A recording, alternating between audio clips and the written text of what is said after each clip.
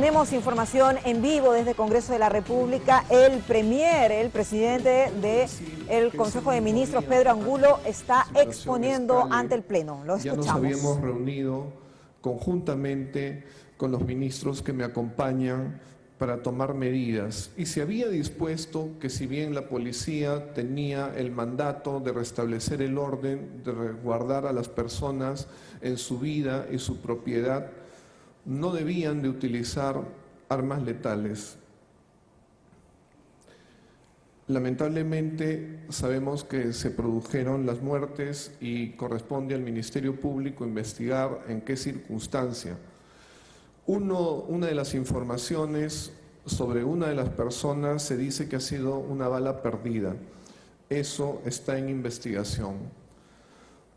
Ante tales sucesos circunscriptos en la zona en que se nos ha pedido la información, ¿cuáles fueron las acciones realizadas por la Presidencia del Consejo de Ministros?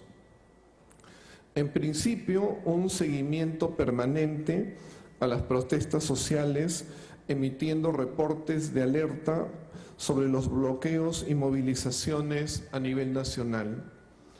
También la articulación y coordinación de los sectores involucrados, es decir, quienes conforman el conjunto de ministros más vinculados a los hechos.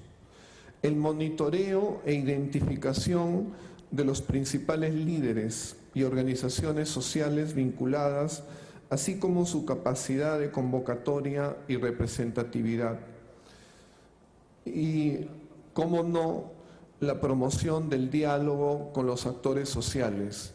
Puedo manifestar que en algunos casos hasta se consiguieron los celulares de las personas que ya se conocía que estaban liderando, pero no se consiguió recibir una comunicación porque no contestaron a las llamadas.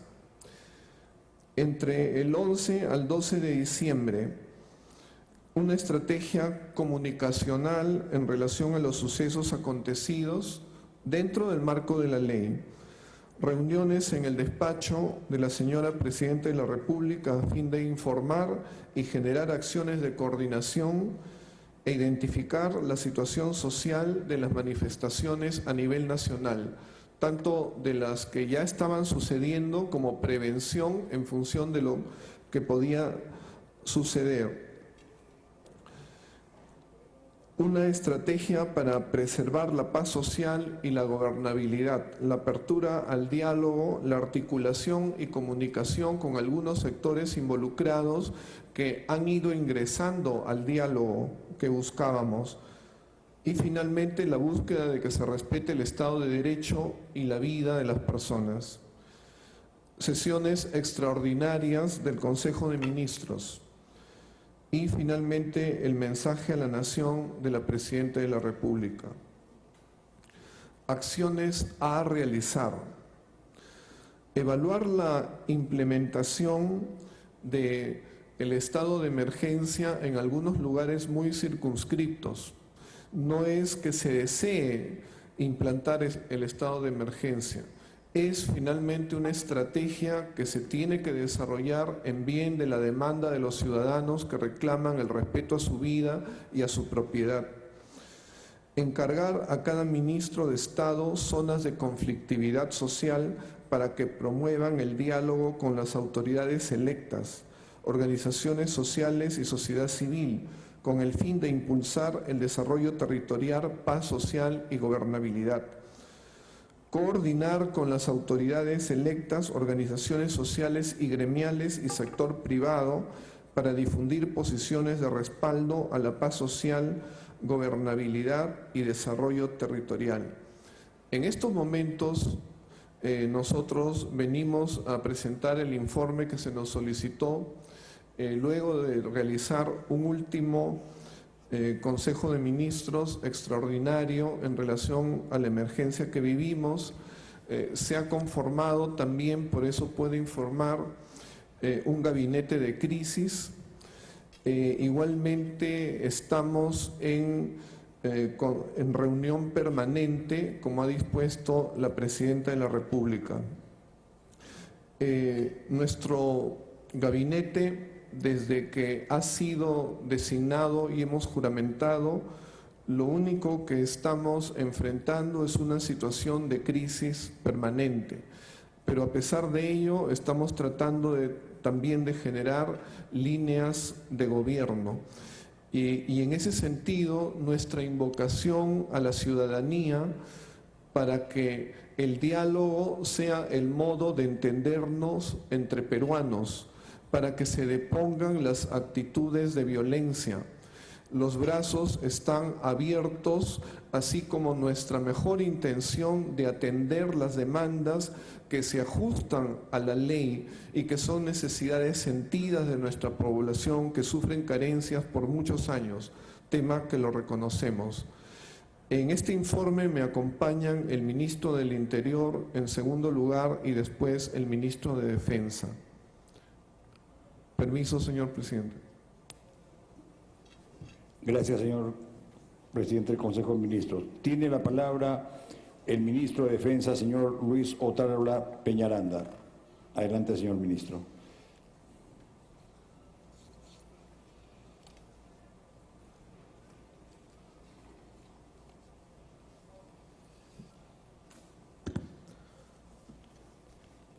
Muy buenas tardes, señor presidente, distinguidos congresistas.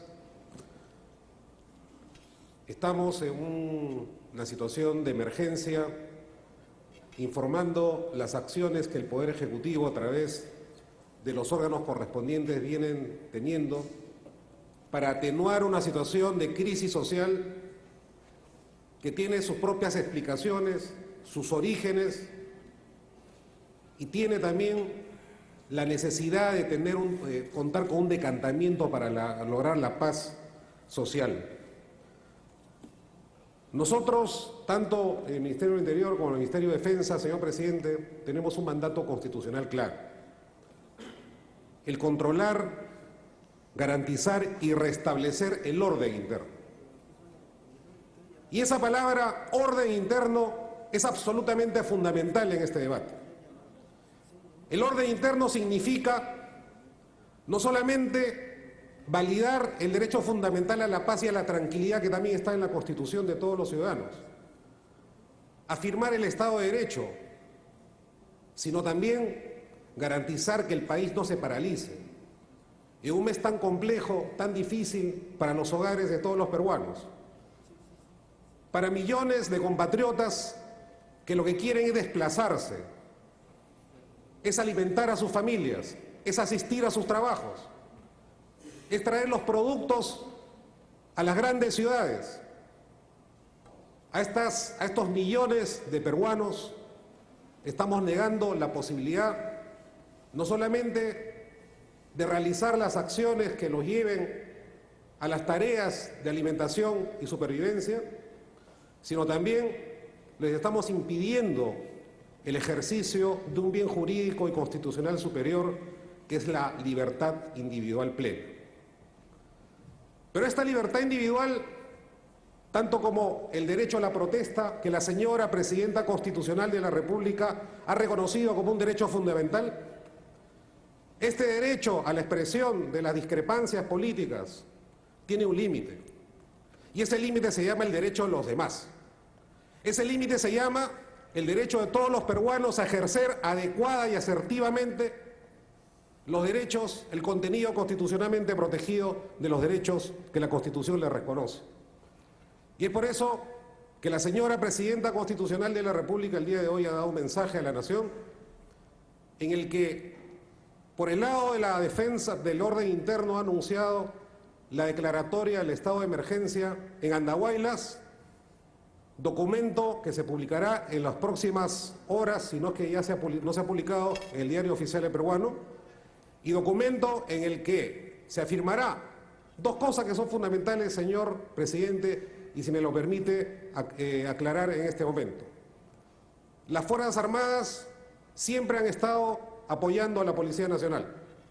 Desde el día sábado ha estado garantizando el transporte logístico de los policías, el avituallamiento hacia la ciudad de Andahuaylas. Y también quiero anunciar que gracias a las Fuerzas Armadas hemos recuperado el aeropuerto de Arequipa el día de hoy. En una acción no solamente de aplicación y pleno ejercicio del Estado de Derecho, sino también